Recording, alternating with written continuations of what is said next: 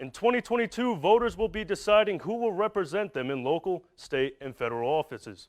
The race for lieutenant governor has two Northeast Kingdom candidates looking to replace Molly Gray, who decided to run for Congress. News 7's Alexandra Huff spoke with them to find out why. Charlie Kimball, Patricia Preston, Kitty Toll, David Zuckerman, Joe Benning. All want to be Vermont's next lieutenant governor. But for both Kitty Toll of Danville and Joe Benning of Linden, the position is more than just a political office. They want the Northeast Kingdom to have higher representation in the State House. We're a vital part of the state of Vermont. We're 3 counties in an important part of the state, and even though our population is small, the representation of every Vermonter is critical.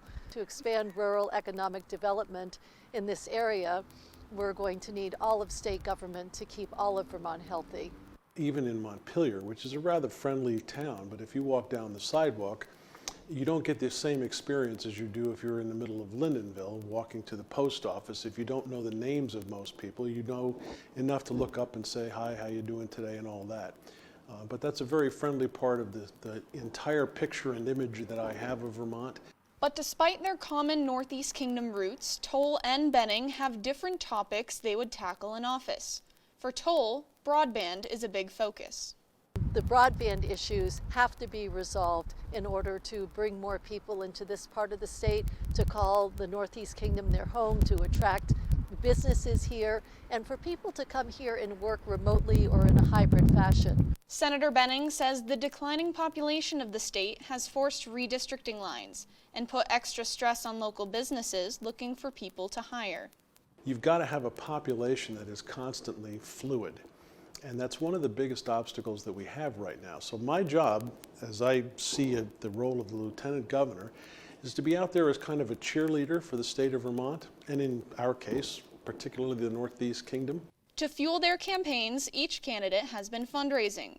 According to disclosure reports, Toll leads all candidates in fundraising efforts, having raised over $100,000 as of March 15th. Former 2-term Lieutenant Governor David Zuckerman is second with over $92,000. He also has nearly $4,000 rolling over from his 2020 Vermont governor campaign. Patricia Preston of Burlington, who is the Vermont Council on World Affairs executive director, has raised nearly $90,000 for her campaign. Charlie Kimball of Woodstock has been in the Vermont House of Representatives for the past 3 sessions. He has raised just over $40,000. Benning has raised the fewest dollars at less than $10,000, despite some funds left over from his last state Senate race. Alexandra Huff, News 7. New candidates still could be on the horizon, with the filing deadline not until May 26th. But after that, Toll and Benning have their sights set on the first hurdle, winning their August 9th primary elections.